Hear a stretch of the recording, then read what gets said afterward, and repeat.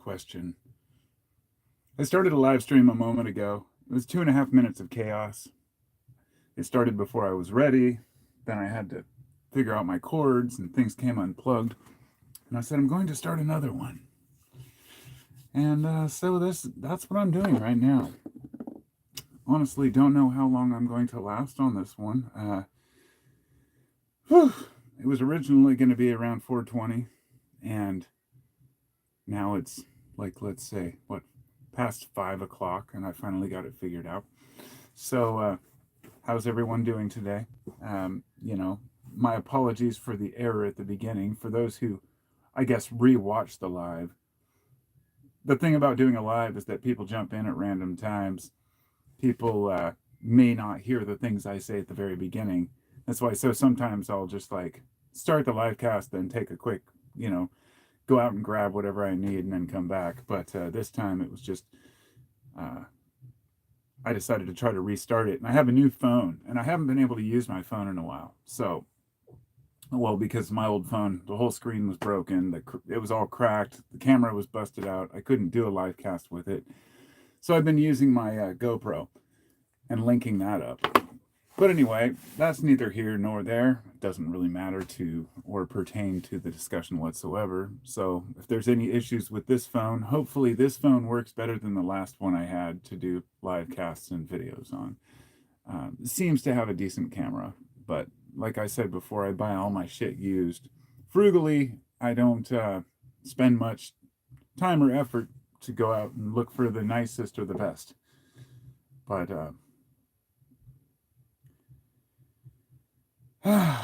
how's everybody doing? You know, I honestly hope you're having a good day, because as a citizen of this planet, I have to have a good day. I should say, in order for me to have a good day, those around me have to be having a good day, or have to at least have not been in a lot of turmoil throughout the day, their day, that day, today.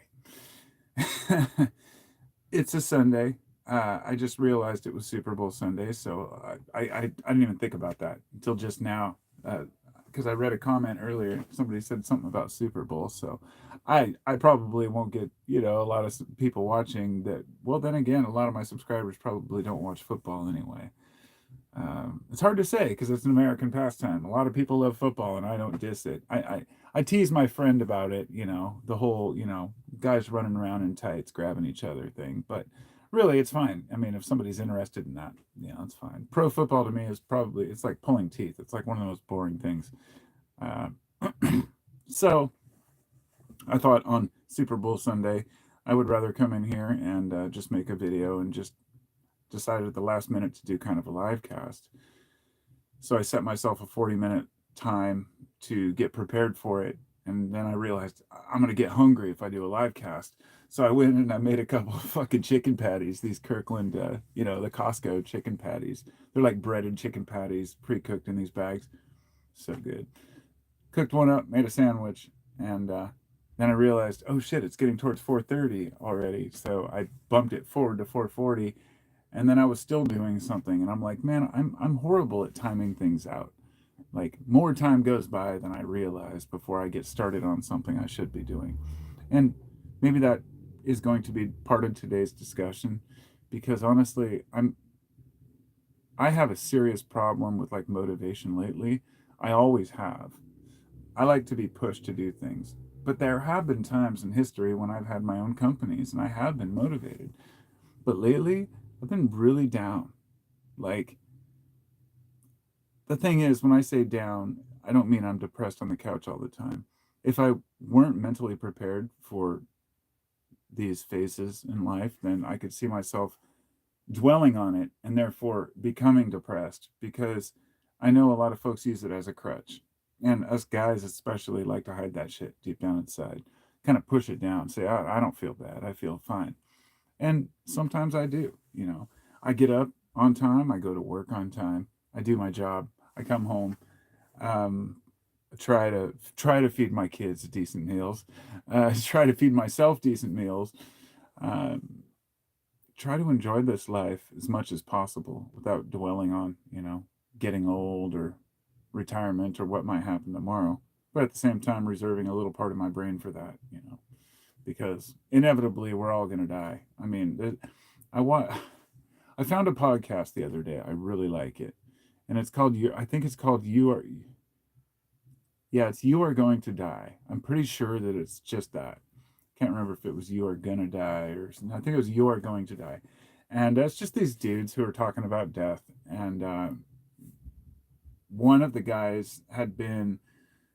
He said that he'd always been an atheist his whole life, but then he'd talked to a friend of his who said that they were a not a bishop, not a pastor, but it's on the tip of my tongue, um, a chaplain. And a chaplain goes in and talks to people on death row, and that's what this guy was talking about. Because he talked to his friend, said, "Well, I'm an atheist." They're like, "You would make a good chaplain." He said, "I'm an atheist," and he said, "Doesn't matter. I'm not a Christian either." They have their own beliefs about what God might be or is, but the whole idea of a chaplain is much more important than that.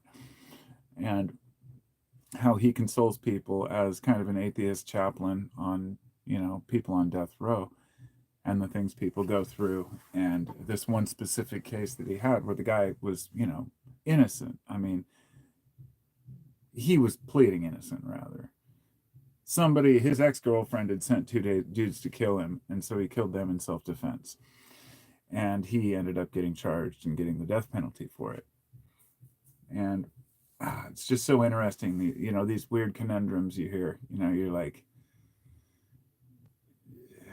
not knowing the whole story, I don't really know what went on there. But to the last minute, the guy was like, just, this is fucked up, waiting for the governor to call, and the governor wouldn't even like give them the time of the day, and he's the only one that can commute it. And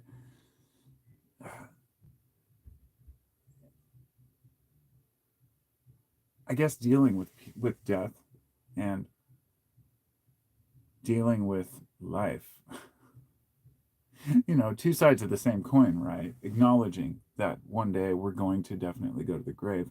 I've made several videos talking about this in the past, but they always get the lowest views. I guarantee it. And I'm not going to bring anybody down here and keep talking about it. I just wanted to bring it up, kind of, it's this term memento mori. It means remember you will die. It's a well-known term, and there's several other terms, but pertaining to that. But just acknowledging every day that anything could happen to you, and being grateful for what you do have. And for me, that's my family and my friends. Even though sometimes it's hard not to take it for granted, like living the life I've lived, I feel pretty fucking blessed.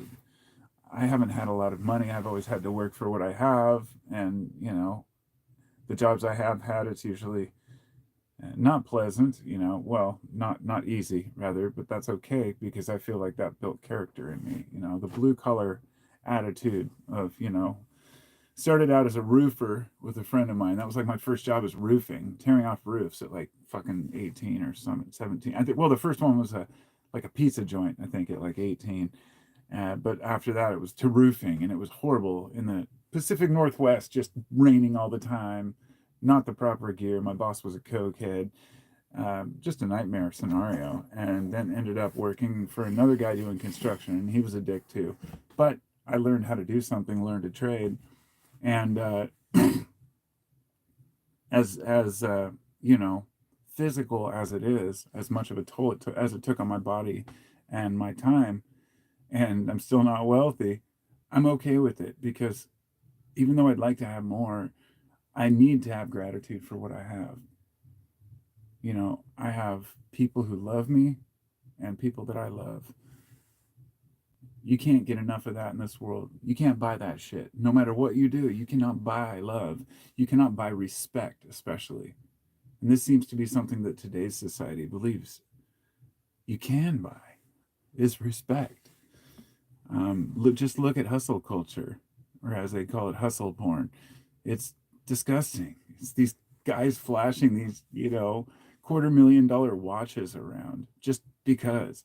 Like when the intricacy and quality of a watch got to its maximum, they just started adding more diamonds, right? It's just this joke kind of to me, like, this costs more than yours because of this, not because of what it does.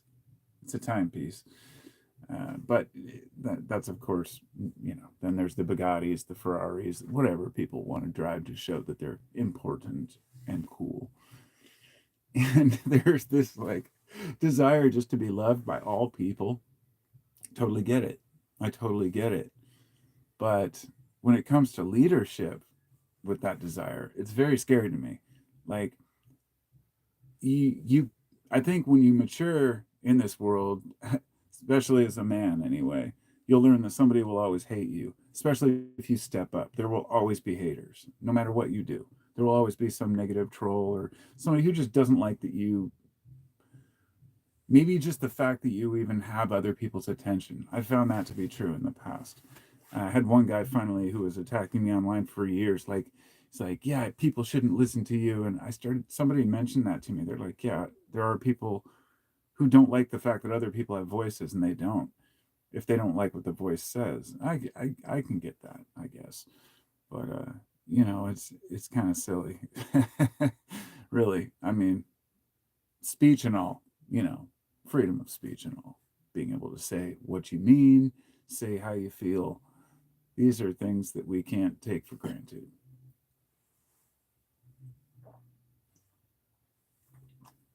Of course, we don't have to like it.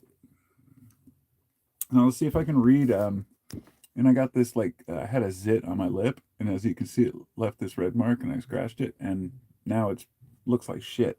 So yeah, it sucks. I hate those. So second chance recovery. Good to see you, my friend. Hello, circus cult. uh, what's the video about? Good question. I did have an original point for this one, but I wanted to kind of let it be carried by the viewers, the subscribers, because I like it when you guys drive the conversation. I think it makes it more interesting. Because what I have to say isn't that interesting to me anyway, because I don't feel like I'm better or superior to anybody else with my ideas. I really love hearing other opinions. Unfortunately, when I disagree strongly, and I get attacked sometimes for that, and that's okay. I don't care. So yeah, hello Pro, hello Johnny K, Tidjo, tips on growing tobacco? Not at the moment. It's been a while. My tobacco video definitely gets a lot of people who are curious about. I would say my best tip is just to have a good location you can do it. Make sure that the soil is well drained, first of all. So if you have to aerate it, if you have like dense soil and you want to grow good tobacco, try to aerate the soil. Don't use like bark chips or something like that because that can actually acidify the soil. But use something neutral, like, and nothing like perlite or vermiculite like you can get in the grocery stores, because then that shit'll like I don't know, it just overwhelms the garden. You can use rocks or whatever. I think as long as it has some air pockets, it'll do better. It depends. It grows wild in my garden because the tobacco I grow just spills seeds everywhere, and every year there's a new crop just from last year's seeds. And I haven't actually planted any. And yes, if you're one of the people who emailed me about seeds, I will be getting to that. The spring's coming, and I suppose I'll have to send those out. I already have overwhelming people who asked, and so I've got to see how many I even have left. Hopefully they all sprout. So, hello to New California. Hello, Wind War Attack. It's good to see you, my friend. New California says crypto. I wish I would have invested in Bitcoin, I'll say that. Well, no, I bought some when I went to the Eclipse Festival in Oregon, and it was pretty cheap back then, a couple $1,000. And I just think, I wish I still had some left over. Maybe I do in a wallet somewhere. But no, it sucks. But I think it's not reliable because I don't like crypto because it's too volatile. So I just don't mess with it at all. And I have nothing for or against it. I think that there's positives and negatives to the whole blockchain in general. Ronald, good to see you, my friend. Johnny K. Godiva, it's good to see you, my friend. Unknown Source 420, good to see you. Obama runs. You're a gifted craftsman. Thank you, my friend. Sending love from Bama. Roll ride. Nice. Appreciate it. You finished your homie's batch yet? My homie's batch of what? What was I making? Or his weed? He's got like probably a few pounds left that are just hanging in his crate. It's like a shipping container. And he's not going to smoke it all. So I'm going to go help him harvest it and trim it down. I should have done that today. Maybe I'll do it tomorrow. Tobacco. Do you consider yourself a drug addict? Says JR. JR Smith. Do you consider yourself a drug addict? Do you ever go a day without doing drugs? Are you sober? Will you do drugs until you die? The last one I can't read. Oh, there we go. What do you do to stay healthy? Well, those are all very, let's say I could answer the question. The first half is different than the second half. As far as what I do to stay healthy, what my body asks. It's an interesting thing. I've thought about this quite a bit over my life because I'm 6'3", so I've always been tall and skinny.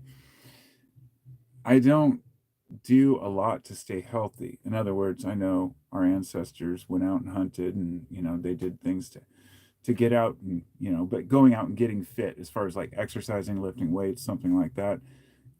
As a carpenter, I'm every day, like I was moving this 60-pound sink back and forth like 10 times, throughout the day, adjusting it, doing water lines, tightening pipes. It's like, as a carpenter who does, well, a remodel carpenter, I get more than enough exercise at work, which is why I love what I do. It's another reason besides, decent pay. It's just a respectful or respectable, craft that I actually enjoy. But also, I feel like I get out and get enough exercise. As far as diet, I don't have a huge diet. Uh, in other words, I don't eat a lot. And I've noticed a lot of Americans, generally, most American guys my age tend to have a little belly. And I'm glad to say I don't. But people tease me for being too skinny. And so it's kind of this trade off I've realized and acknowledged. I feel generally healthy. But that term is kind of, up in the air. As far as the drug question, do you consider yourself a drug addict? I would say the term addict means an addiction by definition means that it's a consumption of a substance, I guess, usually a mind altering substance, which causes adverse problems in your life. And I've had that in the past, definitely, when I was younger. I've been through that shit. But even some of the most drugs I love the most, say ketamine is my favorite drug I've ever had. I haven't done any in a few months. I just said I needed, just not take that for a while, and it's important to be able to do that. Like the same, I've done that with alcohol, with cannabis, but cannabis would be the one I do smoke all the time. Years ago, I had to quit it for a few years, but I came back to it because I enjoy it, So I think altering the mind is as natural as any of our human rituals that we have in place. In fact, it's probably the most rational ritual we have that all of our ancestors adhered to. I mean, we know which mushrooms people were taking in the past now. We found coca in like tombs with mummies that were found like, thousands of miles away from where any coca grew. These people weren't dumb. This was passed down, so people were always altering their mind depending on what they needed. Stimulants, depressants, mind altering like psychedelics. But even psychedelics, which are the most important to me, I only take a couple times a year, and it's with reverence, and I try to respect it. And I also have fun. But I don't know. I don't know. Those questions don't seem to matter, I guess, because the word drug, it's like, I don't know. It's in everything. Everything we do as cultures. Everything from caffeine to nicotine. Um, I have kind of compulsions. I have like this mild kind of Tourette's like thing, ticks, twitches, and that's why I've always carried a vape with me. It's just helps to keep my hands busy without smoking, but I also vape, of course. So you could say that I'm a guy with habits and routines, not a guy who's an addict. That's how I guess I would put it. So I guess I had to think about the question for a minute.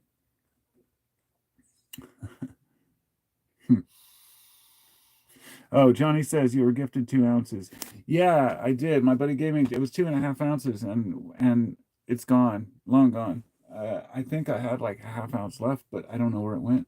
Like I might have stashed it somewhere, and I just don't know. It'll probably turn up in a few years, and I'll have to just dump it in the toilet. I have like 5 pounds of this Harlequin tsunami cannabis that I grew, Harley Sue, we call it, and it was a crossbreed between Harlequin and tsunami, and it was like, I think we had some of the nugs tested out of the best batch, and it was like I think 12.5% CBD and 0% THC. Now I don't know if there was a point or if there was just a threshold it had to meet to hit 1% or whatnot, but I'm sure there was probably some THC, but a very tiny amount. But it was less than 1% or under, any threshold. And you could smoke this stuff. It tasted so good, and it was just these amazing nugs. But it didn't get you high. It was just CBD and amazing stuff, And I ended up with way too much of it. So now I have like those 5-gallon buckets. I've got like 2 of them completely full that I know I could still process through, making hash oil into hash oil, which I want to, but I don't have any. I had a buddy who did it for a while, and he made some great stuff, but I haven't been able to get a hold of him, so it sat there for like 3, 4 years. Just gets older and older, and that's how it is out here on the West Coast, right? Like everybody grows pot, and it's everywhere, so it's not even a thing. I remember when I was younger, arguing with a guy at a treatment center, saying pot will be legal soon. It's probably like 12 years ago. He's like, pot will never be legal here. He was like, 18. He was way younger than me. And I was like, dude, you'll see. And then years later, it was like, yeah, justification. Look, it's not killing all of the kids, not, everybody's running off the road stoned. I mean, they put out so much fear mongering about that, just the way they did about LSD and everything else. And most of the fears for drugs are unfounded, except the opiates, which are a huge problem, and benzodiazepines, which don't fuck with benzos, my friends. If you take Valium, if you take Klonopin, if you take, Xanax, or God, there's a couple more. I took Buspirone for a while. I think it was Buspirone. I think Buspar was like the brand name, maybe, and it was Buspirone. But I started getting the brain zaps. And anybody out there who knows what I'm talking about, you know exactly what I mean. Like these brain zaps where you're kind of like this electrical kind of whoa, they kind of come and go like every however often, every minute or two sometimes. And I realized that because she gave me that with some Klonopin. I stopped taking those and flushed them down the toilet. Not the Klonopin, those are fun, but the Buspar. Klonopins are just like Valium, but benzodiazepines and ketamine are two of the most amazing substances I've found to help calm my weird, scattered mind. I have a very, not ADD, I don't want to label, I don't know who I am or, what I would label myself as if I went in for a diagnosis or something. But perhaps it's a little bit of everything, right? Like we all have. And I've been wondering for the longest time, like, is there a drug out there that maybe I could take that would help with these things? Like, I don't want to take amphetamines. I don't want to take, a lot. There's a lot of things out there that I know could probably be beneficial, but they're addictive. So, what do you do, right? I don't want to take drugs.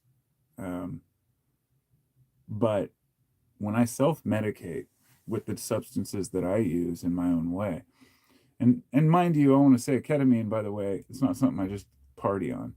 I actually do these sessions with like a few 100 milligrams, and I don't blindfold I just make sure my room is completely black. Sometimes though, I'll put a little blindfold on if it's light, and then put headphones on, good headphones, block everything out.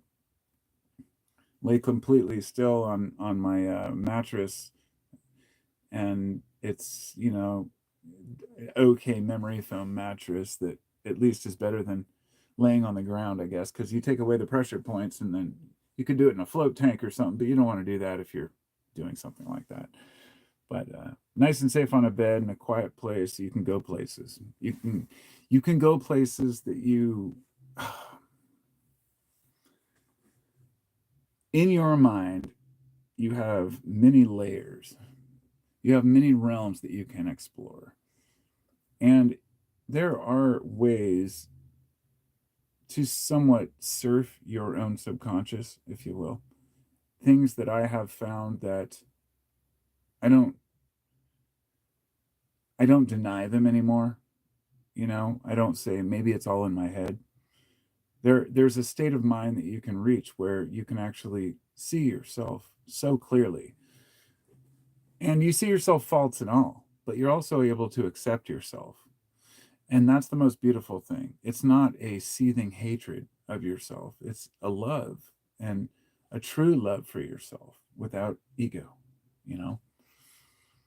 But it leads you to this conclusion that ego isn't your enemy, because for so long, and say in some of the spiritual slash hippie communities, it's this idea that, oh man, you gotta overcome your ego. And I learned about, like, dissolving the ego, and um, ego death in the psychedelic world, and realized that none of that really matters. Ego death, of course, is just a temporary phase, like in a trip, but it's not something that's like lasting, where you're like, oh, I've destroyed my ego, I'm just everyone now.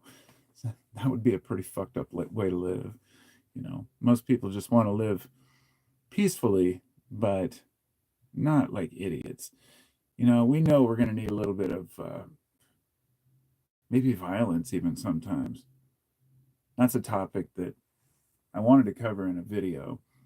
When is violence necessary, and when is it warranted? It's a difficult one to navigate, because I do dream of a utopic world where not conflict is resolved completely, but rather we're able to live in somewhat in harmony. You still be a few fist fights, maybe even a few gunfights.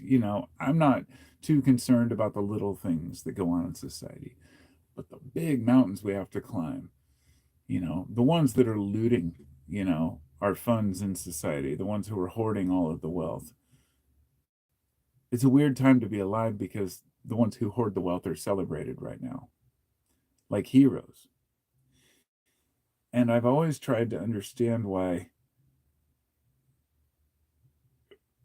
people are so easy to manipulate if you just give them some sort of an incentive to see an enemy, because we're always looking for an enemy. It's funny, that's what I realized. I never understood why Christianity needed the devil, as such a main character. And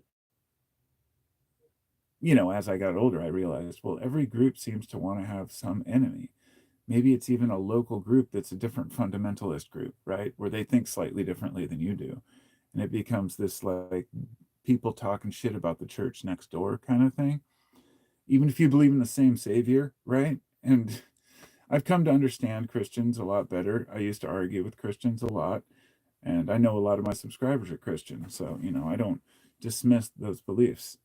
I've also learned and met a lot of Christians that say they understand that, you know, not everybody has to believe in the same version of Christ. For me, Christ is like an energy or a way of being, the Christ consciousness, if you will. But the idea of worshiping an individual is just not something that I believe is conducive to my lifestyle, because I can't be honest about it. I've experienced that Christ-like energy in my life, and understood it as something different than maybe others do. Okay. So it's not that I haven't experienced Christ, it's that Christ came to me in a way that was very unique in, and yeah, sometimes in journeys, but I've also experienced that with, similar with other religious types, because I've asked. I've actually been, said, I want to know more about this and more about this. I'll go into a trip with an intention, a point. And it's amazing when you do. In fact, I'm really overdue because it's been quite a while since I've had an experience like that.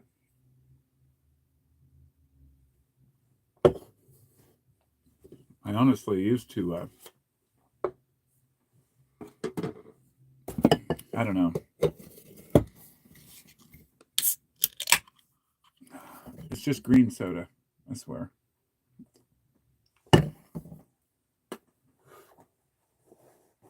I always feel bad when I drink because I know a lot of people quit drinking. Some of my subscribers are like maybe in AA or other recovery groups. And it's probably the same way when I smoke or vape, puff weed, whatever. But I only do that on live casts. So don't worry. Because I usually intend on deleting them after I make them, but I always leave them for some reason now. And I feel like people watch them afterwards for some reason, like a live cast after it's done. And I guess I appreciate all of my subscribers. I'm trying to navigate this world just like you are, trying to figure out where we all come from and where we're all going.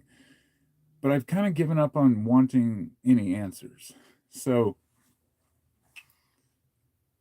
if I went back to my channel in like 2013 or 14, I was really into kind of inner exploration, understanding the universe, things like that, and the more I learned about the big and the small and the inner and the outer, I realized none of it really matters. That the answers to the big questions don't matter, so to speak. That we don't have to know what's going on, not just in the universe or with space, or even overseas, but necessarily in our own government. Do we have to pay attention to what's happening in the White House? Maybe. I mean, that's a debatable one. But could we live our lives without worrying about it? Probably, if we weren't exposed to the news, the media, the internet. It seems to be a driving force, turning people into monsters, but also bringing a lot of people together. And I guess I'm trying to see it as somewhat of a new, like birth pangs, right? We're growing up, I hope. Okay, Agent 0974. You do these vids in my state space. Have fun. Thank you, brother. I appreciate you. Hello, blessed man. It's good to see you. Happy stupid bro. Stupid bow. Stupid bull. Oh yeah, Super Bowl. Fuck man. I'm slow, bro. Harold says, where are you on God, higher power? Do you believe in space? Oh shit, man. I don't know if you left that one just now or I'm going to answer that. I'll finish answering with kind of what I was talking about a minute ago, but I think God is going to be unique to each person. Harold Train, it's good to see you, my friend. And Harold, wait, opiates killed both my uncles. I'm sorry, brother. They killed my niece a few years back too. She was 18. She just got out of jail and overdosed. And it's such a horrible thing when you lose somebody in your family, man. And it's fucked up. It's really fucked up. Harold, I think you're the one who gave me the computer, right? Because I've been meaning to thank you again. I did send you that PayPal for your shipping costs back. I hope you got it. I'm pretty sure it was you. My memory, I'm trying to keep my memory intact, but yeah, I sent you $45 through PayPal. So tell me if you never got it. And that computer's great. It's just a perfect. He sent me a little notebook because I was saying I didn't have a computer that worked. And one of my subscribers is like, man, I'll send you one. And fucking he did. And I was stoked. But I'm like, I'm not going to make you pay for shipping. Fuck that. It's just a little ThinkPad. And you know what? The one I was using was like 10, 12 years old. And it was so beat up and hardly even worked. It wouldn't even turn on and off when you open the lid. Just having something that actually turns on and off and like functions normally, I'm just so grateful. Kind of the way I feel with my phone now. My new phone is like, it was only 100 something bucks because I bought it used, but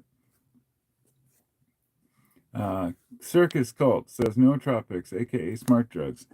I actually have a recipe in my book up here for the ultimate nootropic. It's got everything from licorice root to ashwagandha to a little bit of ginger, which was supposed to activate the turmeric, and then some or pepper for the turmeric, and the ginger would activate something else. I had the mushroom blend in it with like reishi, chaga, and cordyceps for the lungs. I don't know if you don't know, I used to sell herbs. I used to sell kratom online, but I also had these herbal blends that I make, and I still have some of them. And I haven't sold them for a long time, but I have a batch that I was going to put into capsules. But it was so expensive to make them because I was paying like my cost to buy all these really powerful extracts, like 30 cents per capsule or something. So it got fucking spendy quick, because it's hard to charge people for like, $10 for like 20 capsules or something. But yeah, I nootropics, for those who don't know, are like, supposed to help with cognitive, function, and like he said, some of them do work. I started just taking the mushrooms by themselves.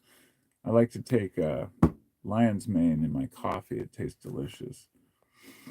Hello, chair over walk. Chair over walk. Beespar. You took Beespar, huh? That's funny. Mushrooms help with ADHD. I have heard that about microdose. Yeah. Ever try to vape your tobacco in a dry herb vape? No. Mm-mm. I don't really smoke the tobacco that I grow. It's like a shamanic tobacco. So, you know, Busborn. Hated Busborn. Used to get kratom off opiates watching Carpo with Mentho in Philly. Good times. Yeah, man, I remember those days. And that's, man, kratom helped me a lot, but I do still take it. I would say if there's one thing that I feel like maybe I'm addicted to readdress that question, I think it might be kratom. Because I do enjoy kratom and I do like the buzz it gives me. It's, just like coffee. Take a couple teaspoons in the morning at work, it's great. But I have to take it. I feel like I have to take it or I get burned out. So there is something to be said about being cautious with any substance you take. Because, like I said, when I said I'm not addicted, I'm not saying to most things. It doesn't mean others can't be. I know people who did get addicted to even psychedelics, which it's very rare. But if you have constant access, I mean, I have a friend that used to come over here and he was on acid like every time. He was my dealer. So he was always showing up tripping. I'm like, you're driving? What are you doing? And yeah, he recently I talked to him and he's in a bad way. He's like, I hadn't talked to him in quite a while. And it's like he had to quit doing everything. He lost his license for years. He is trying to get off, everything because he's partying himself out. He's really abused his privilege as a user of psychedelics. I mean, it's something you have to take very seriously if you use these things. And as I say, like ketamine, even more so because it can affect your bladder. If you do it long term, larger amounts, it can affect the bladder, and your tolerance grows, so you do more. So I don't want any permanent bladder bullshit. So that's why I don't do it all the time. But when I do, it can be, very revealing to the heart. So working out works wonders. Water is underrated. Yes, working out is very good, or at least just keeping, getting a breath going during the day somehow. A lot of people don't, especially if you sit behind a desk a lot. And as far as water, you're correct. You say, dudes that drink nothing but Coke. Oh my God, man.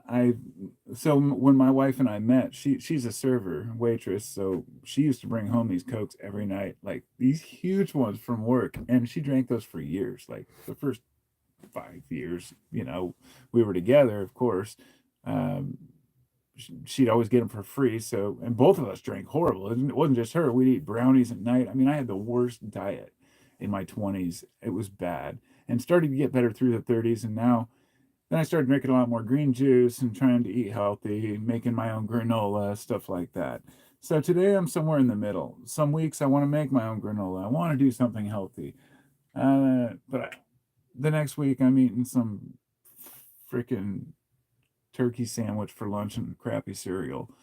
But I try to rarely eat fast food and be reasonable, with my diet as much as possible. But when I am at work, it's funny. People underestimate me because I'm actually stronger than I look for just a tall guy. Because my muscles are all skinny and shit. I could probably do more, but here I want to actually point this out too, about exercise. It's like when certain people want to exercise more, it's kind of like if somebody's, for example, depressed and you tell them they should eat more, then it's very hard to do because they already aren't hungry because they're depressed, and therefore it makes it even worse because they're more depressed because they're hungry. Same thing happens with exercise. If we don't eat and exercise properly, those are the first and foremost things we need to do for ourselves. And I find myself slipping. I do. I do. And it's hard to maintain a human life. Like we want to be. I treat my cars like shit, right? I don't give them oil changes when I should, that kind of stuff, you know? I've never been very responsible. I don't do the quote adulting thing very well at all, and I try.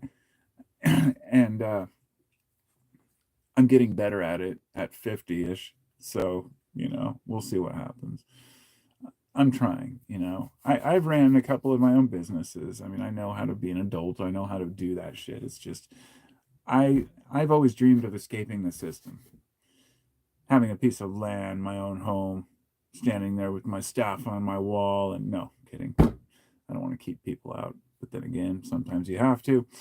And build that wall around my property, and just kind of like live my life out with my family and my friends, have like a little village of our own. Remember that movie The Village by M. Night Shyamalan? Kind of like that, where there's like a big ass wall around the whole place, and it's just in the middle of nowhere. I don't even care if there's monsters outside. Fuck them. As long as I got all the food and shit I need in there, I don't need to go anywhere. I don't need to travel the world. I don't need to see everything. Although I wouldn't mind seeing the Colosseum, some of the ancient sites, and the pyramids, but only Mr. Beast gets access to that, apparently. But that's what my son told me last night. All the secret passages. Oh, you had a seizure from Clonopin, huh? Oh, that's horrible. Yeah, benzos are hell. Yeah, that's the thing. The withdrawal I never got to. It's the withdrawal of the benzos. It's like alcohol. It can be even worse, man. Worse.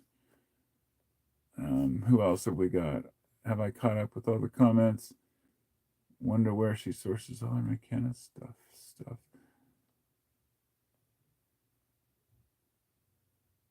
That's good, Powers. Yeah, it's good to ignore it. I have a friend who quit 6 years ago, actually, too, and he's done a really good job. Super proud of him. Lao Tzu, good quote. Indeed. I got 48-ounce bottles of ginger synergy. Okay, cool. It's good to catch up with everybody here. I think I read everything now. I only read them now just in case anybody has questions, but I guess it kind of pulls me away from my discussion, and at the same time, not knowing what I'm going to be discussing next, but very much enjoying the company of having you all here. For anybody who's joined, yeah, you'll see this red spot on my lip is going to be prominent. It bugs the hell out of me. It was a zit that turned into like a little scab because it's on my lip. And you all know how that works. And it reminds me of high school when I used to be called all kinds of names, because I had really bad acne starting in like junior high all the way through high school. And even into my adult years. Actually, when my wife and I met and I was 23, I had this giant cyst on the side of my face that had been there for like months. And it wouldn't go away no matter what. But she still dated me. I was like, oh man, that's badass. But now that I'm thinking about it, maybe she started dating me before the cyst. No, I'm pretty sure after. I'll have to see. But anyway, she, she tolerated it for and helped me to inspire myself to actually go to the doctor and get it taken care of. And so they lanced it and did all that shit and whatnot. And but I still had acne like up until I was like 30. And once in a while I'll get a couple zits here and there. But gotta say, if you suffered through that when you were young, I sympathize. And I'm sorry. It sucks. Just being human is hard enough. I'm not going to sit here and be nostalgic, but you know, growing up in the 80s, 70s and the 80s as a kid in school, mostly the 80s, I guess, because I turned 5. I went to kindergarten in 1980. So going through this decade was relatively simple. I mean, it was the same old shit as it had always been. Kids picking on kids, picking fights sometimes. Once in a while, you'd have the school bully say he's going to kick your ass the same day you like start going to that school. Like happened to me. And I had to avoid the guy for like months until we moved. And then you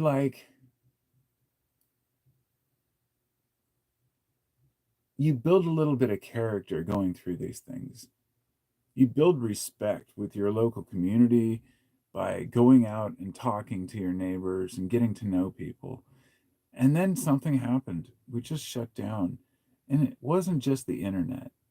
This started before the general population had the internet. So it's not just a matter of people hiding out in their homes because they're distracted, although that has increased it exponentially tenfold. It started with the fear mongering in the media. And I'll tell you, before the OJ trial, most of us remember the news would come on, it would tell us a few basic things. Dan Rather would come on and tell us what's going on in the world and with his cold, calculated voice. And I guess not cold, but the guy knew what he was talking about. He got the shit across. And somehow between there and here, now when people talk about the mainstream media, every everything in history gets thrown under the bus when there really was good journalism. Even today, there's still good journalism. Even today, in the mainstream media, there's still good journalism. Once in a while, I'll see something from like NBC or the New York Times that where they actually went out and like did some real fucking work in the field.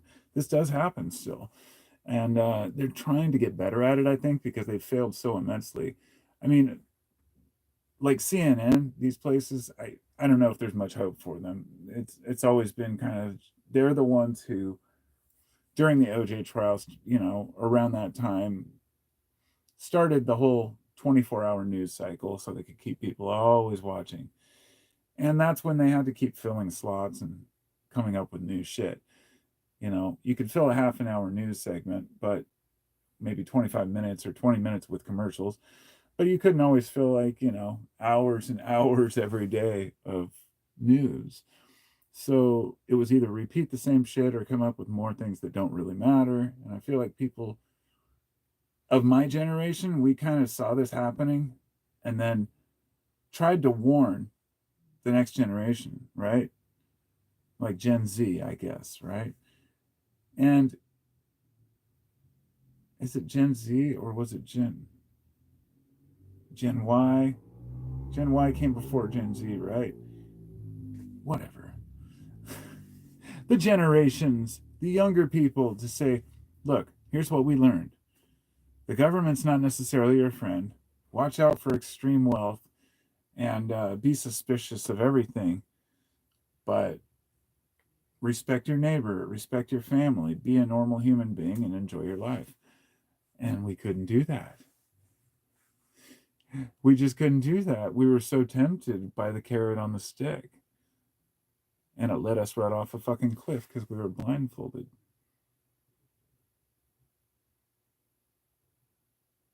It's like on the tip of my tongue, but I don't want to say it. Anything about politics because it's so hard not to. With what's going on right now, it's hard to know if what information you're getting is correct from either side. So, very, very careful. I'll argue with my friends about things. They're like, well, I think this is happening, or this is happening, or this person has a conflict of interest. But politics in my country are changing quickly. So, it makes me wonder, like, what's really in store for all of us, you know? Could it get so bad that Americans really want to fight each other over the dumbest shit when they're not even included in who wins? You think about the Civil War, okay? I guess when people talk about another Civil War, I want to ask you, who won in the Civil War? And who would have won in the Civil War if it went the other way? In both cases, it was fucking landowners for the most part. Landowners, many of our forefathers just wanted landowners to vote. And for a long time, it was that way. And there are calls for people to bring it back to just landowners voting, right? Just people who own property and hold a stake in the country. And then you start kind of shrinking that pool of who can contribute to the social discussion. And then you find out that some of the best friends of the politicians run the social media accounts that most people communicate on. And then you start wondering, what kind of algorithms are they using? What are they pushing? Are they pushing their own ideas to the top and everyone else is down they don't like? I don't know. But conflict of interest, those words mean nothing anymore. Our politics are beyond that in this country. It's right now complete defense of one side or the other, regardless of the circumstances or, you know. And look, we all have our opinions on politics. I'm no fan of Trump at all, but I'm no fan of Biden or any of the Democratic Party and the way that they've behaved. I've always been an independent voter that feels trapped in the middle, like I can't even have civil discussions about anything anymore with people. People are way more easily triggered than they ever were before. If you disagree with just one angle, one of the quotes in the Bible of left or the Bible of right, or the Bible of somebody who calls themselves a libertarian, let's say, which for some people is just a way to say, we want more power for ourselves and pretend that you're libertarian. But I don't know. People have their own opinions, I suppose.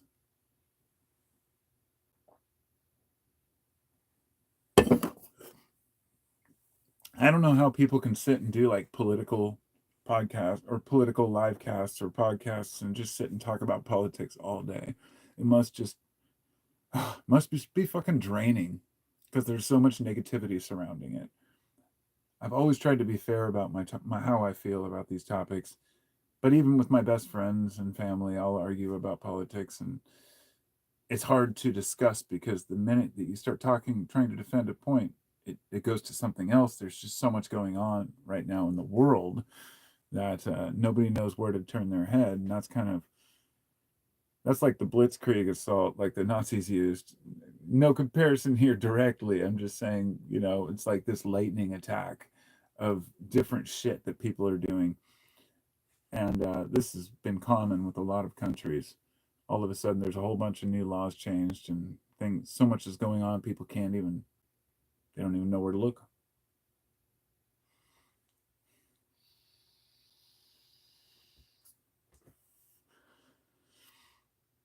But doesn't matter. Like I said earlier, doesn't matter who's in office if it doesn't affect you directly. People want to get angry about stuff. They want to fight. They want to argue. And I guess I buy into it too. I do. Sometimes I find myself debating people about a guy like Elon Musk, which honestly, to be fair, goes back well before this election. I'm not one of the guys who I didn't like Elon when he was a liberal who was insulting Trump on Twitter, right? And then that was just a few years ago. He was talking shit about Trump on Twitter, and he was a liberal, and he actually, supported free, wanted to help with green energy, and he had some good ideas, but we can all wonder today whether those were just to appease to one side or the other. I feel like once he started to get harassed by people who were on the left, he instantly jumped ship and swam to the other boat, and now he's on, completely on the other side of the spectrum. Instead of going moderate or saying, I'm going to need to look at things rationally here, it's like, nope, I'm jumping over to this side, which a lot of people do, but it's to be safe because he wants to protect his own investments. And it seems really obvious to me what's going on. I mean, a very big conflict of interest, but even really smart people completely deny that. So I figure it's teaching me a lot about people and just how people think. And so that's what I'm trying to gain out of this whole thing. anytime something weird happens in my country, I try to like say, what does this teach me about my fellow man? Because honestly, you want to know people. You want to know people's motivation, why they feel the way they feel. And I think most people just want hope. It's pretty simple. They just want something they can look forward to in their country. Well, I'm sure there'll be something to look forward to. I don't know what that's going to be, but it'll definitely be something. We got, hey, it's the Real Folk Blues. It's good to see you, my friend. I haven't seen you in a while. By the way, I'm going through the comments just to say hello to everyone. Almighty Ohm, it's good to see you. Say off for a couple years, gain some weight. Yeah, kratom will keep you probably skinny. Maybe I should quit a little bit. The herbs, yeah, probably, right? Who knows? Clearing powers, Charon powers, take, ashwagandha. Yeah, I used to order ashwagandha by like the crate. I bought it from Organic Veda from India, and I'd order that along with moringa and a bunch of other powders, ginger. I used to sell all of them on my website, and I need to order some more. It's expensive for shipping, but if you order like as much as I bought, I'd spend like $400 at a time, so I'd get a free shipping on it. Little sufferings make us who we are. Yep, definitely a big part of it. Big part of it. Media has us twisted, says Harold. It's about margin not getting it right. Yeah. Orange Man bad sells. You're absolutely right. See, that's what makes it hard to talk about. Sky is falling. See, I don't mean to trigger you. I hope I didn't.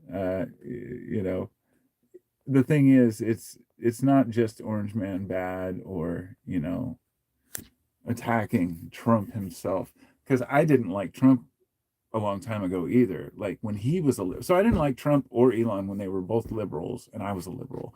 So it has nothing to do with politics, and that makes it hard to have a discussion about it. I didn't know a whole lot about Trump. I grew up with Trump, right, in the 80s as an 80s kid, but I didn't really pay much attention, right? He just seemed like this rich guy who acted obnoxious, that sold steaks and stuff. And then his show, what was it? The Apprentice. Yeah, it came out. I didn't realize that shit ran for like, I think like 20 seasons. I don't know, a long time. And I was like, I had no idea. I remember when it started, my wife and I had been together a couple of years, and this Apprentice show starts. It was like, we watched it a couple times probably. You're fired, you're fired. And that got old pretty quick, and I was like, fucking this guy, quite a showman, but didn't have anything against him. Then around 2008, I think, with the Obama thing, when he had his fucking dinner, and Trump was there in the audience, and Obama was up there doing his speech, and he was kind of making jokes, and comedy, and he said something to the effect of, yeah, I hope Donald Trump, yeah, he'd do a lot of important things as president, like finding those aliens or something. I can't recite the whole thing, but it was pretty hilarious at the time to watch the look on Trump's face, like, he kind of deserved it. Since then, Trump has hated Obama so much, but people think that's when he wanted to become president. No, no, no, no, no. Rewind way back before even that. This went back to the 80s when he'd been talking to his agent about running for president, and they had, tried to find a time. It was too early. So in the 2000s, I think he wanted to run in like 2000 or 2004 or something like that, but it wasn't the right time, so they waited. And when he did run, he fucking won. And dude, I give him credit. I commend him. Like, do I think he's a genius? No. I think, it seems like he reads at a fifth grade level, but that doesn't mean that you're dumb. It just means you're not intelligent that way. You ain't got the book smarts. But other people are right. He's smart. Because he's a fucking genius in getting his way, manipulating people, and making himself the president. Like, you can't deny that, right? So props to him. That's great.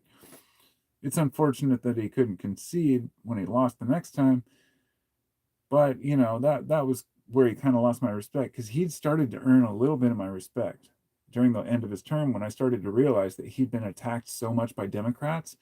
So here's the thing: for those who are Trump supporters, a lot of people who were anti-Trump at the beginning actually started to see him being attacked so much, and we were like, what the fuck, dude? You guys, you're dumb. He's not that bad. He hasn't done that much damage. But then after he wouldn't concede the election, and then the whole January 6th thing happens, and then of course when he runs again, he pardons all of them, including the violent ones, which they had said that they weren't going to do. You know, it just seemed common sense that for the party of law and order, he wouldn't fire somebody that beat up cops, right? It just, or sorry, give somebody, you know, out of prison that, because he pardoned like all of them. And hey, that's fine. If people agree with that, that's okay. He got voted for, he won. And if he wants to pardon people who beat up cops or, you know, that had admitted to it in court, right? And said yes and pleaded guilty to actually beating up police officers. But this was also the party of law and order, right? I have a hard time when people play favorites because, as an American citizen, I feel like everybody needs to be treated equally. And there are a lot of conspiracies surrounding all the politics going on in the country, and I don't believe all of them. But even if you have one that is true, like somebody said that USAID, which was raided by Musk, that they had been investigating him, Elon Musk, for because of his deal with the Ukrainians on the Starlink project. Now, I looked it up in a few sources. It seemed like it was true, but I couldn't be 100% true. And then I debated my friend about it, and he's like, oh, fake news. So I'm like, okay, I'm coming to the conclusion that facts don't matter anymore.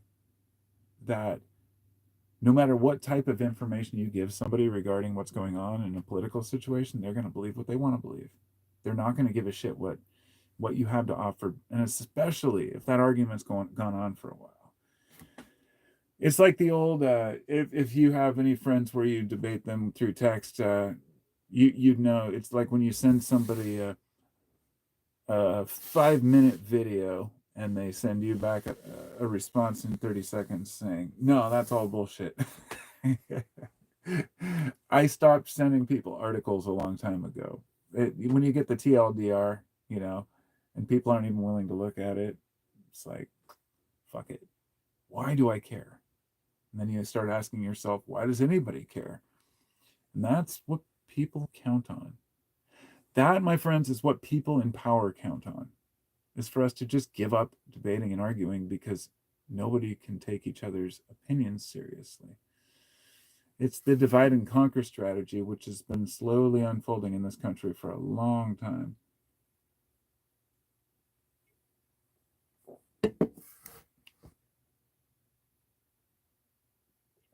But I realize I'm stupid too.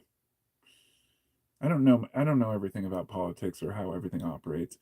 I don't know what people's intentions are. I can only go by my own intuition and instinct, and also experience and wisdom and knowledge about history and prior presidents, events, and say what is most likely to be going on right now with a complete overhaul of, say, my government, which I agree with if it's done properly. This is one of the hardest things. I agree with a bunch of fucking independent people going in, Americans, and saying, we're going to make this country work for the people and get rid of shitty programs we don't need. Sounds like a dream. It's just like January 6th, the same way when I said Americans going into the Capitol to make demands. That's a fucking dream too. These are revolutionary things. The problem is that they're done for selfish reasons for a few people, not for everyone. These aren't things that are done for you and me that are going to lower our taxes. And look, I hope I'm wrong, because if my life is better in 4 years and my taxes are lower and all Americans are doing better, fuck yeah. I'll be like, dude, you guys were right. I was wrong, and I'm going to look more towards authoritarian leaders more often because I don't know how it will turn out, you know. But if you're going to run it like a king, you better do a damn good job as king, you know. And I still have hope that things will turn out fine for my country. I mean, I got friends that freak out, think sky's falling, you know, literally think that there's never going to be an election again and the country is over. I'm like, you guys, it's the same shit people said about if Biden won, you know? Scare tactics, they've always had them. But if you look at some of the old ads and campaigns from even back like 100 years ago, some of them were pretty fucking brutal. Yeah.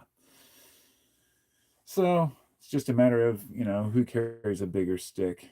But it's not like whoever it was that said it, LBJ maybe, speak softly and carry a big stick. It's more like just scream on Twitter and carry a big stick, or wish you could carry a big stick. I don't know how it would work today. But the fact that I can't make fun of either candidate without getting harassed, it just shows, because even Saturday Night Live could always joke around and make fun of each candidate, right? Not that I watch that show anymore, but it was kind of one of those things, because most Americans were okay with that.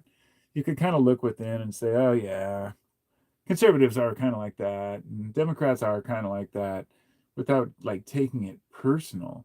And people started making themselves the politics instead of the politics really being out there and them having a preference. It started identifying with politics instead of almost religiously, which some would say maybe is kind of like losing God in a way, finding a new God, something else to believe in. But, I know I can talk about politics with y'all because you're pretty cool about that shit. You don't get all pissy and butthurt. I'm flipping through your comments again. When I got my big finger right here to flip through that shit. There's 39 people. That's crazy. I think I had like up to 51 people once. I was like, dude, that was like last time. It blew me away. But the less kratom, the better. Yes, you are correct. You are true. Carpo for president? Nope. I'm gonna run in 2036. I've said that a lot of times. Everybody should know by now. 2036. You'll see. Yeah, definitely good. BBC interview. Did you see the BB interview?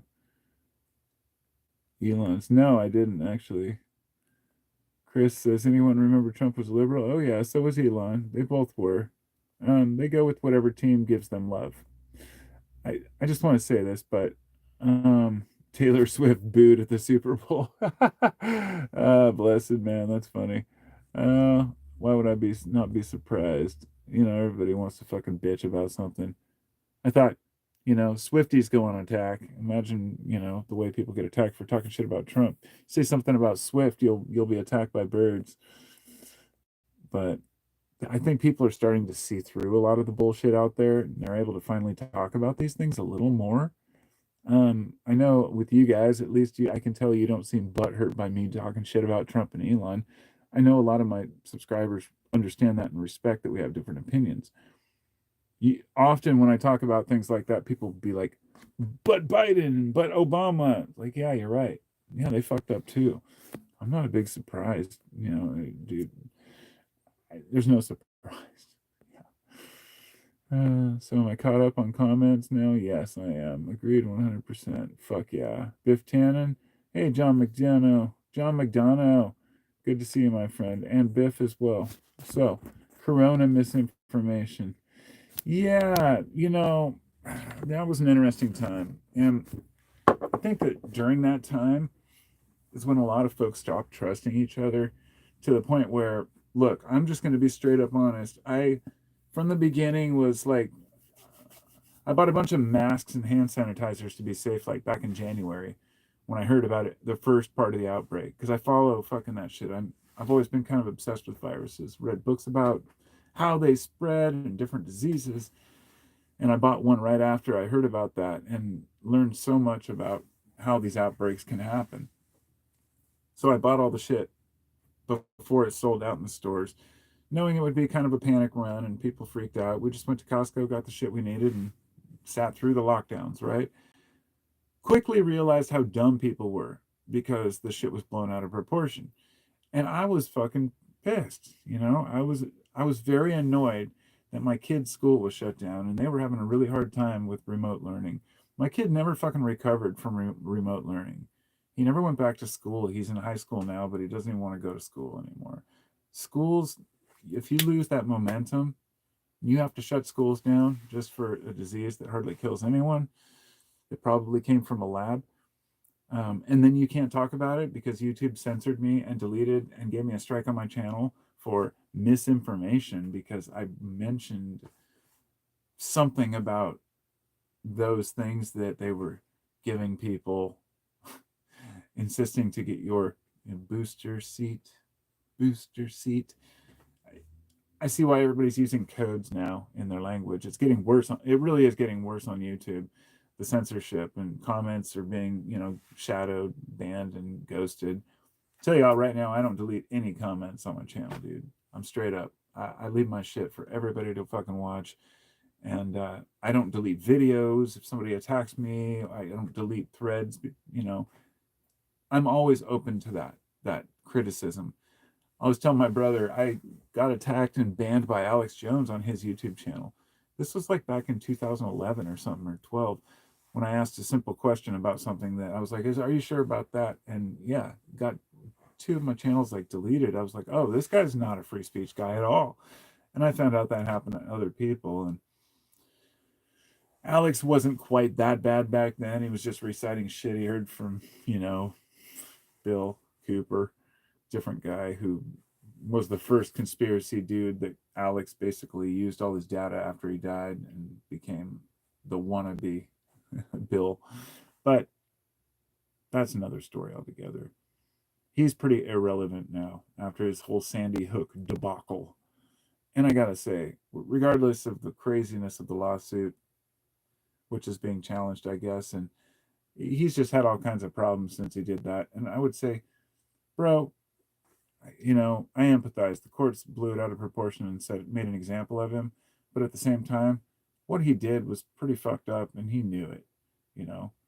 Claiming that parents aren't really parents and that their kids never died, like that was pretty fucked up, dude. Like, I was like, man, this guy's done after that shit. You just don't defame people.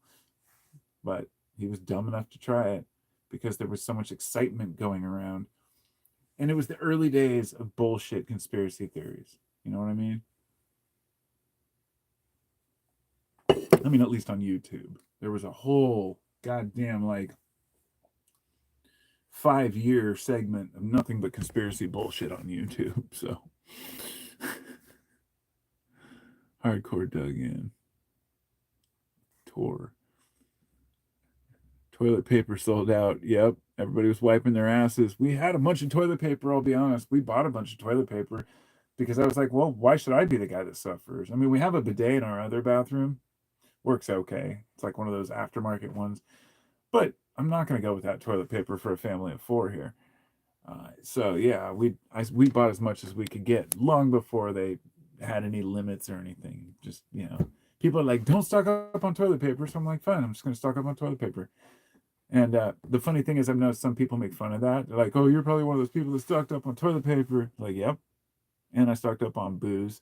And I stocked up on food. And then I sat at home and chilled and enjoyed it. And then for a couple of weeks, my family and I actually just got in our school. We have a school bus, a short bus, and we just took it up, drove down the freeway, went up to Mount St. Helens, just camped on the side of the road with like a perfect view of the mountain. Unlike one of those overlooks where it's like, no camping, no camping. We just camped there. We don't give a fuck, There's no cops, there's no rangers, there's nobody out there. Took full advantage of COVID. So if the shit hits the fan again, I'm kind of a fan of apocalypse, man. Just once in a while. Once in a while. Yeah, Harold says the fact that we depend on government to educate our children in the first place is bonkers. It is. I agree. But if it wasn't the government, it would be a private institution or entity. And if it wasn't a private institution, then it would be us. And if it was us, we wouldn't be able to afford to live because of the way that our living situation's set up. Now, you're correct, 100%. But we can't do it because the Industrial Revolution turned us into fucking 8-hour-a-day worker bees that go out and buzz around to make money for the man and make just enough to get by and struggle to not just pay the bills, but have anything at all you could possibly save for most people. And once you do finally build up to having enough, you're almost retired anyway. And you pay into Social Security, which probably won't even be there when you retire. But you know what? It sucks, but you got to do it. That's all you do. If your kids don't have some sort of an education, like something, they're going to be fucked in the world. My kids have the same problem because let's just say I don't trust school to educate my kid. I think of school as a place to socialize. Anything past grade school is pretty much for socialization. Maybe even junior high, they learn some good shit. The rest of it, not too necessary unless you're going to go into like work for NASA or, do some rocket science. My kid's pretty good at math. He's bringing up shit to me that I don't know what the fuck he's talking about. Stuff that they're learning or were learning that blew my mind. He was like, why am I learning this? I'm never going to use this. I'm like, I don't know. I wish I could tell you. I really wish I do. Yeah, so I kind of agree with you, I guess. But yeah, you're sanctioned if you don't use their education. It's true. Yeah, they'll try to get you, but I don't really care much.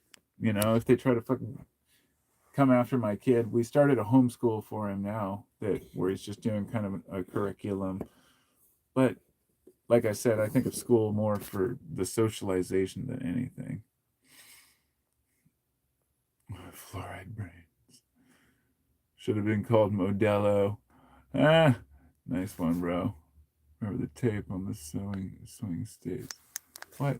Swing set. Oh, the fucking, oh god, the caution tape on the swing sets. Did you remember that from the post I made, or are you just saying that just in general? Because holy fuck, man. So when COVID hit, I started making videos about, the subject, and YouTube started censoring me. So I was like, I can't talk about this. This is fucked up.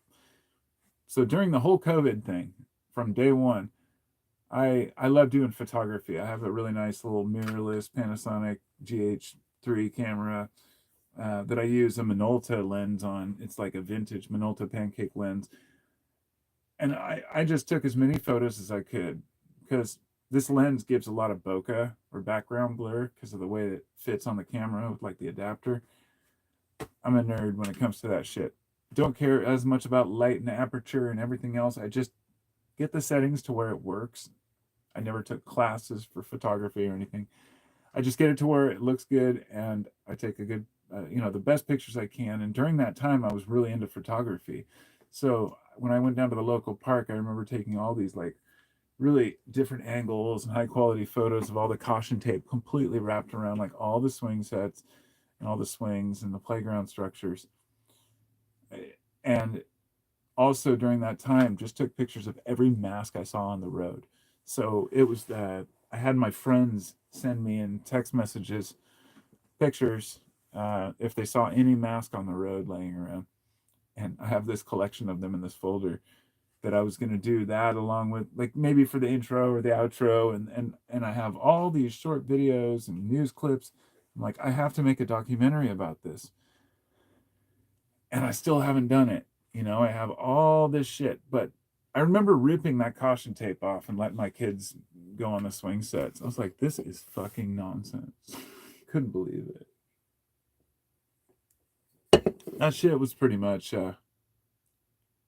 maybe a test round, it seems like at this point.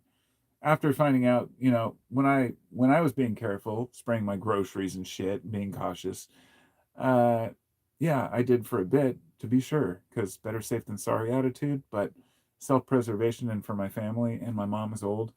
So I was cautious. And then I realized it wasn't a 5% death rate or whatever they were saying at the beginning.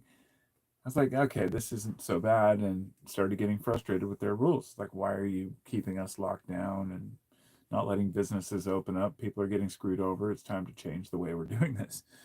And then it became pretty apparent that a lot of this was done as a control test. I mean, there's no other way to look at it for me. Excuse me. I could be wrong. But it seems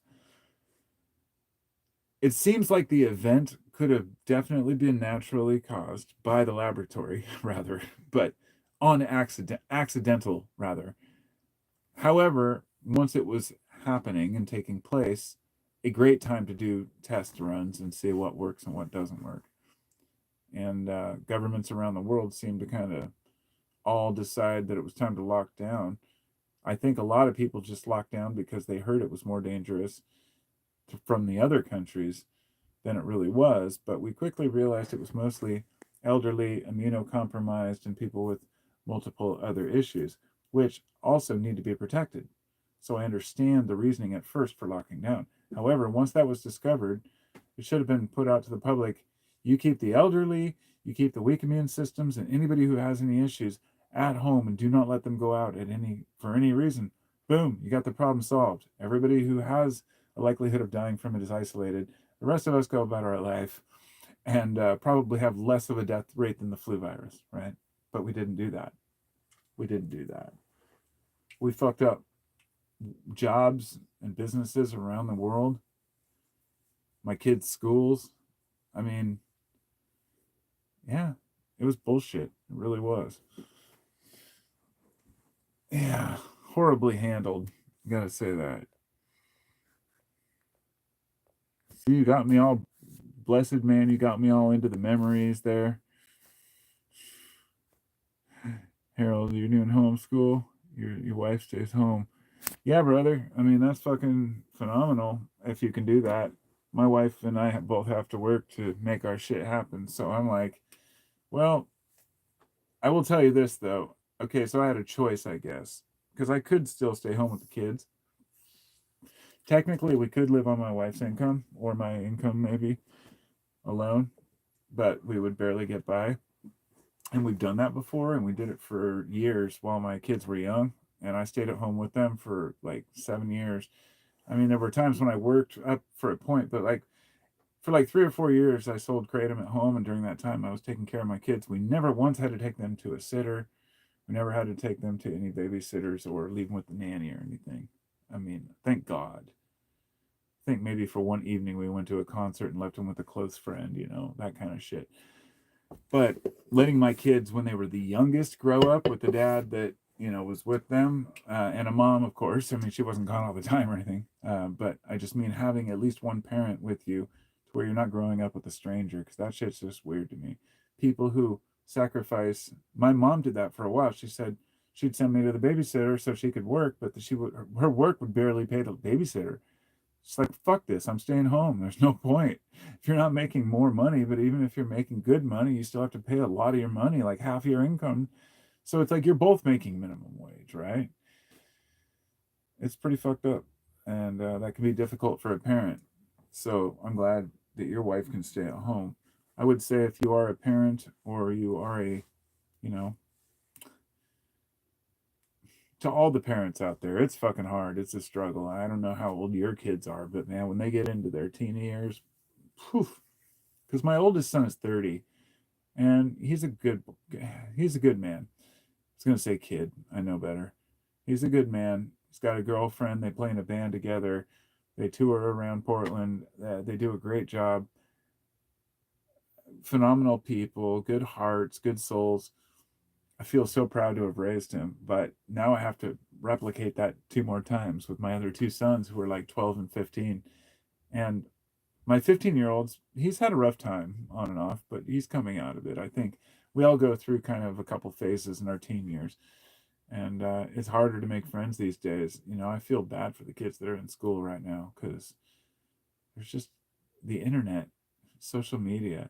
I can't even imagine what kids go through who have Instagram and Facebook and use that shit. Like, I don't use any social media, but even when I discovered it, except, well, if you, I guess YouTube. But if I do have an Instagram account for like my guitar making, but I just haven't used it in like a year or two because I haven't made any guitars. But I don't go on to look at what people comment or have to say things to the world on X or Twitter or whatever. And there was a time when I tried that for like a few months, and I was so disgusted with how Twitter operated. This was like maybe 2 years ago. I think it was before Elon bought it, so it wasn't just because Elon had it. I actually just stopped using it completely and forgot my password, and just, I was like, man, this is gross. Like, everybody just wants to fight with each other about everything. I got pretty sick of it pretty quick. I need to go grab something real quick. I'll be right back in just a moment.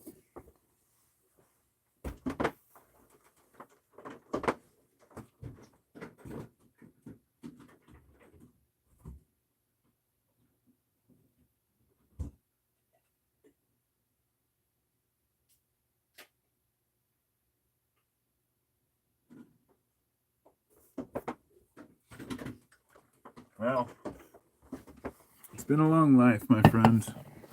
And I hope it's a much longer life to come. I hope that you all have a wonderful life as well. I found this groovy shirt today. It was in my collection. I forgot I had it, but it's kind of neat. Let's see if I can get a better angle of it. You know, I'm not a fashionista, but I definitely like cool shirts. See? It's got kind of a muted, funky, psychedelic, like almost Eastern type pattern. I don't know what the hell it is, but it's a cool shirt. I'll sell it to you for $50. You got to pay for it right now, though. Can't look at it. Reminds me of getting sold yellow pages in Portland. People used to take yellow pages from the phone book and you'd roll it up in their hands like that, get it kind of moist, and it looks like weed. Then they'd put it in a baggie and they'd try to sell it to you before you could look at it. And when you're like 17 and you don't want to, you got some big old black dude on a local bus that makes you get on the TriMet bus and sits there and looks over the seat like, give me the money, give me the money. And you're like, he's like, the bus driver will see us. Like, you can't look at it. They purposefully would bring you on the bus, tell you they got weed, then they'd sell it. Same dudes like sold weed to like a bunch of my friends, but it wasn't weed, it was yellow pages. Oh, the good old days. You know what the funny thing is? You could go to Portland and buy fake weed back then. But if somebody told you they were selling acid, put their finger on their tongue, you'd be like, oh, go up and talk to them. They take you up in a stairwell and sell you a bunch of little pieces of paper, just perforated freaking blotter paper. But it was always extremely strong and good. So, you know, you could buy fake weed, but you could buy real acid, which acid would be so much easier to fake because you could just sell blotter paper. But nobody did because there was so much acid around back then. It's a pretty wild time. My friends and I were introduced in our 16-ish, but we fell into a weird time after that. Tried a lot of psychedelics and had some wild epiphanies. Let's just say that. Hello, Sam. I didn't think I said hi to Sam and the plants. Good to see you, my friend. Before the internet blew up, circus cult. Yeah, how old are you? The same thing here. I'm 49, so yeah, I was born in 75. I grew up through all that fucking awesome Transformers shit, trying to get G.I. Joe guys and stuff. I had a Game Boy. Nice. Yeah. I always wanted a Game Boy, you dick. You were one of those kids that had a Game Boy? Fuck, man. My parents couldn't afford one. Pokemon Yellow. Start the bidding of $5. Friend of mine said someone put beef stock cubes in the freezer and tried to sell it as hash. Oh, that's good. I like it. No, dude, that totally makes sense. It's funny because we used to buy this stuff. It was hash oil, and we'd buy it from our friend named Patty. And it was like, my friend was like 16, and he had a friend that was 16. And then there was this lady, Patty, who was the kid's mom, and she sold weed to like all the kids, right? There was always this old lady that would sell weed to all the kids. It was funny. Like, oh, gather around. Grandma's got the goods. And she always sold pretty half-assed weed, pretty shitty, fucking brick weed from Canada or Mexico. We'd pay maybe $80 an ounce sometimes for it. And then she got this stuff called Jamaican hash oil, and it came in these little vials, and you just pour it on your weed. It was very loose. It wasn't hash oil like we have today, where it's like honey. It was like it poured like a thick water. And you know, I'm trying to think of a good viscosity comparison. It poured like kind of like motor oil, I guess, like fresh motor oil. So it pours quickly, but it's still, you can tell there's some viscosity to it. But it was supposedly imported from Jamaica, and of course all the kids believed it, right? And you know, we'd buy that shit up all the time and put it on our weed. And honestly, thinking back, you know, it just gets it wet, right? Because it's mostly water, it seems like, and it just crackles. It doesn't like bubble or boil like hash oil does. You think you're getting high, and you know there's some THC in there, but you're like, what is this product? You know, this is obviously not imported from Jamaica, but even if it were, why the fuck would I care? I live in the Pacific Northwest. We have the best weed in the world. So it was like, you didn't know any better as a kid. Yeah. But those are the good old days. I'm reminiscing about cannabis because I grew up stealing weed from my mom's purse. Bless her soul. Uh, she passed away a year and a half ago from COVID, of all things, which is the weirdest thing. We were talking about COVID, and I'd talked so much shit about it being so weak. She believes she had it and had kind of long COVID, but she never told me about it because she was embarrassed to. Because my mom was like that. She refused to go to a doctor, wouldn't go to a home, very stubborn. I should have forced her because she was so scrawny and like weak. But um, yeah, she died before I could really do that. She had an accident, but I don't know the details. Don't really want to go there. But let's just say that through that, there's a lot of guilt in my heart about it, but also a lot of irony involved in her denial of COVID because my mom got sucked down the rabbit hole of YouTube, okay, to the point where, of course, she tried Rumble and Odyssey and these other ones, which I have an Odyssey account for a while too because YouTube was censoring me. So, but she got sucked into these places where there was just nothing but angry people posting and didn't understand how the algorithms worked. Funny enough, at this time, I'd done a lot of research into this, how people get sucked into these algorithms. And man, my brother even mentioned the other day, he's like, I don't get it. I hate Cybertrucks. I looked at it once and now all I get is news about Cybertrucks all the time. It's like, dude, same here. I saw one article about fucking Cybertruck because I was looking up something about a wrecked Cybertruck and I thought it was hilarious. And now every day, if I look at any feeds, it's just Cybertruck, Cybertruck. Like, fuck, dude, you know. But it's always something about destroyed Cybertrucks because I find it pretty funny because they're just pieces of shit, you know. And I can't help it. I can't help the fact that the only one thing that Elon ever truly engineered or created himself was designing the Cybertruck. And I know he didn't have full design probably on it, but the fact that it turned out as shitty as it did with all the problems, and it's the only one he ever drew. And from what I understand, he brought it into the boardroom as a sketch he drew out. He said, I want to make this. And they made it. Well, apparently, you can't drive it in the snow. You can't drive it through water. You can't drive it in the rain. The little flaps fall off of the tires. The accelerator pad falls off. The dashboard thing breaks. The computer seizes it up. It's absolutely completely empty and there's nothing in it. It's basically a completely empty tin can.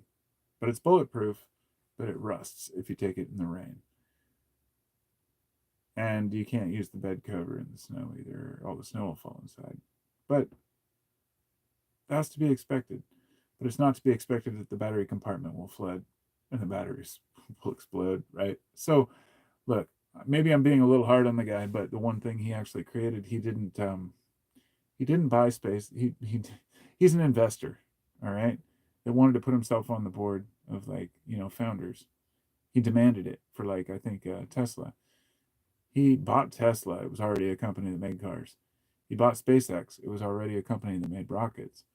He invested in PayPal and he got his way into getting a bunch of money so he could invest in these other companies. And then he's now in a bunch of weird, powerful positions in the government. It really trips me out. Now we have a company named after a Doge, named after a cryptocurrency meme. So cheers to that. I guess I'm okay with evolution. We can move forward and see what happens in the future, my friends. Nobody needs to be offended or bothered. Whoever wins, it will just be something else in the next 4 years. Same shit, different day, right?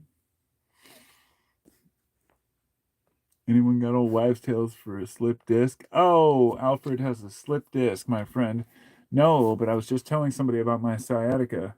Is it an L4, L5? Oof, been through that shit, brother. I could give you some fucking sympathy. Soundwave was cool as fuck. Hell yeah, he was, with the cassette deck in his chest. Yeah, and it had a removable tape. If you got the early ones, you could actually open it up and take the little tape out. I wonder if they ever made one that actually played like mini tapes. That would have been pretty fucking badass. That would be pretty badass. BitChute was one too. Yep.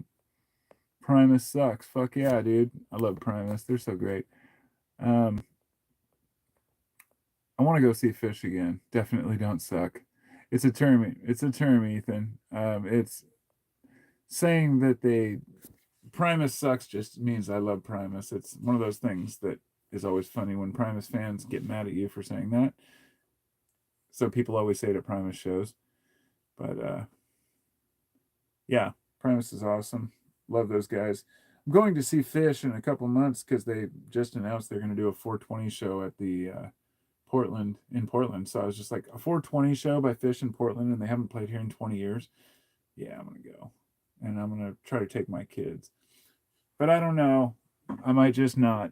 I might just take my friends or somebody else. But we'll have to see. We'll just have to see.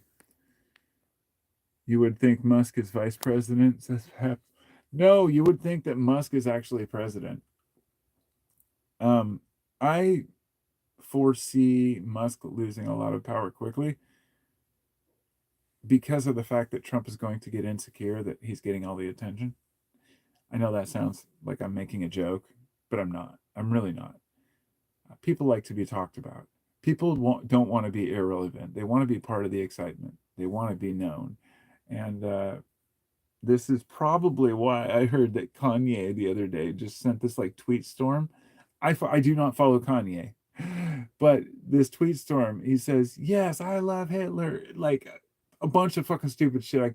I'm not surprised at all, but it was almost like a cry for attention. Ever since that Joe Rogan interview that he did, and it's like, what the fuck are you wearing on your head, kind of thing. And he started talking about Hitler and Nazis, and it's just humorous to me. Like, people who are powerful and rich lose their fucking minds. Kanye did what probably all the rich people do when they're in secret, right? Remember the Eyes Wide Shut? That was based on reality. These people, rich people, do weird shit. They get together and they have these. I don't even want to know, dude. I know everyone's aware of what Bohemian Grove is, but that's nothing. I mean, Alex Jones went in there.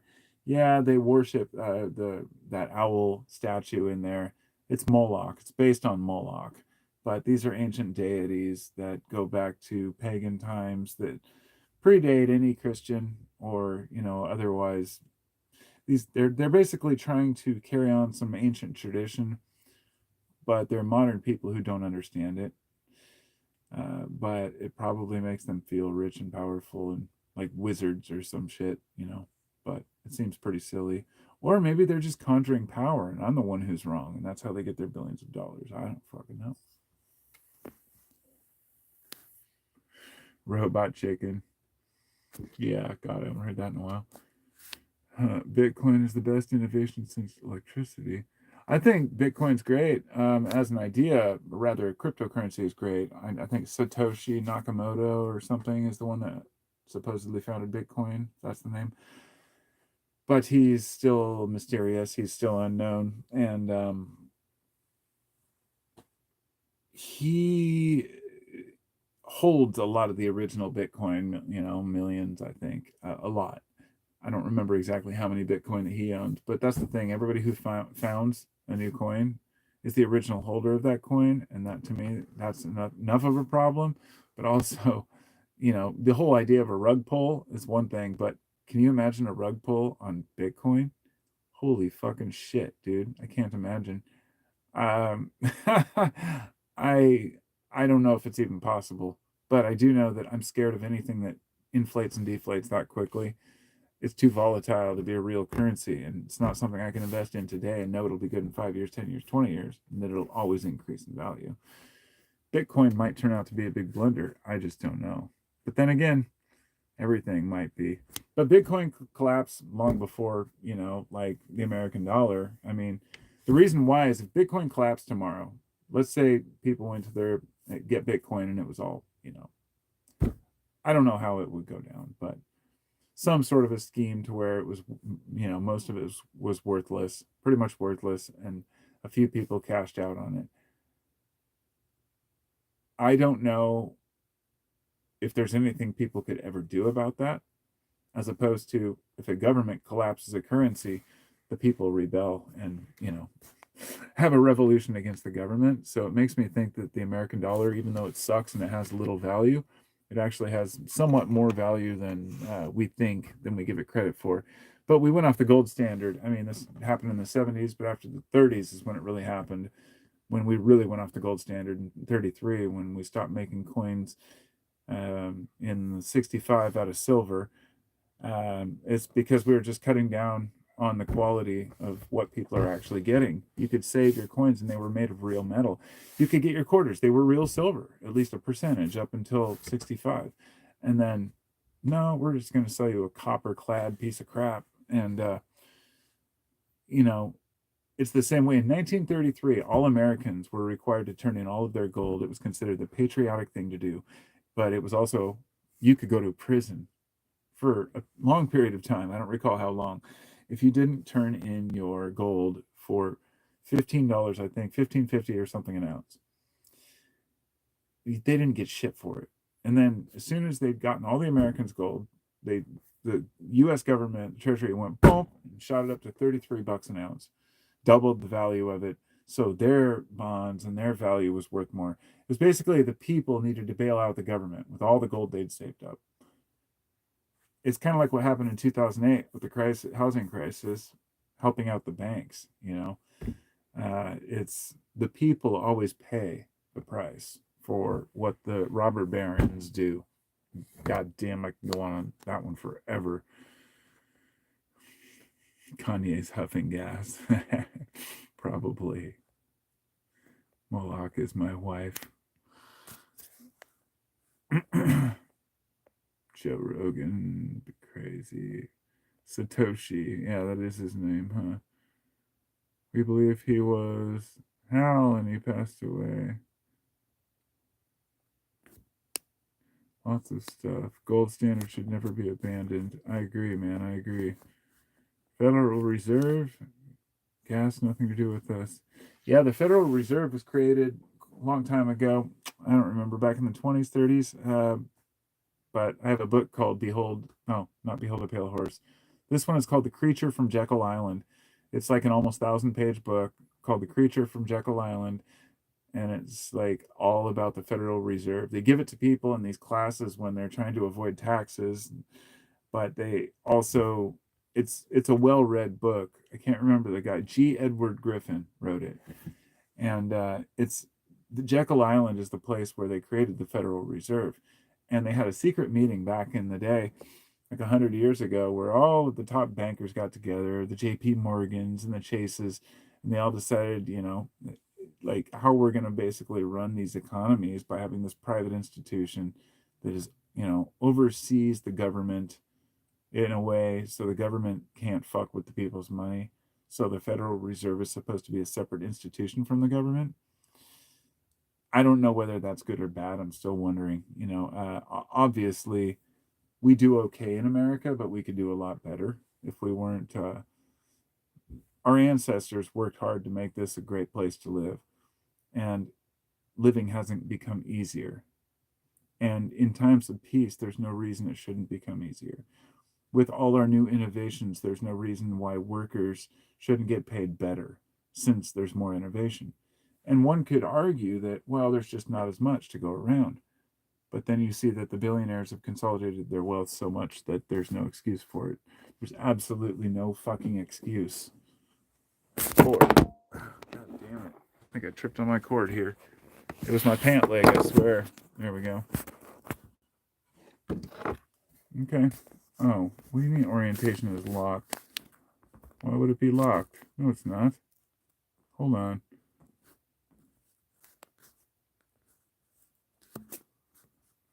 Why is it doing that? Now it's making me rotate my device this way? That's really weird. I don't know why it's doing that. It doesn't make any sense. Oh, wait, here we go.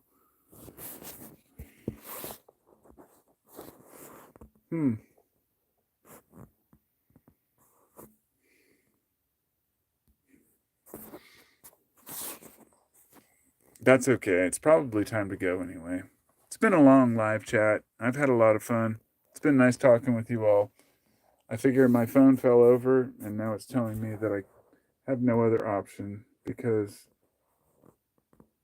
I don't know why. But that's okay. It's time to go in and eat some food and get ready for another day, another exciting day of work. You guys like work?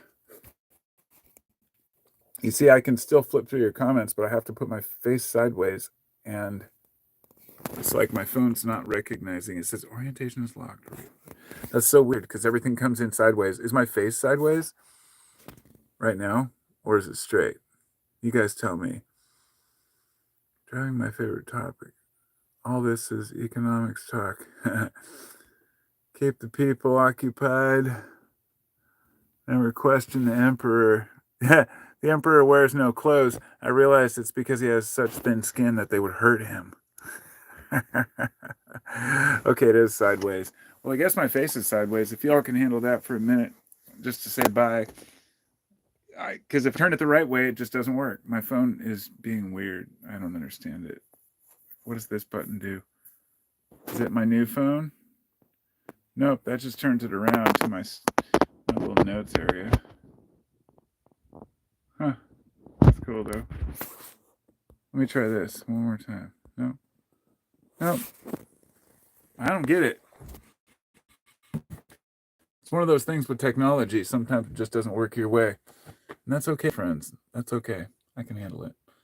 I can handle it. I'm not going to cry. I promise. I won't cry. Ways you are sideways. Okay.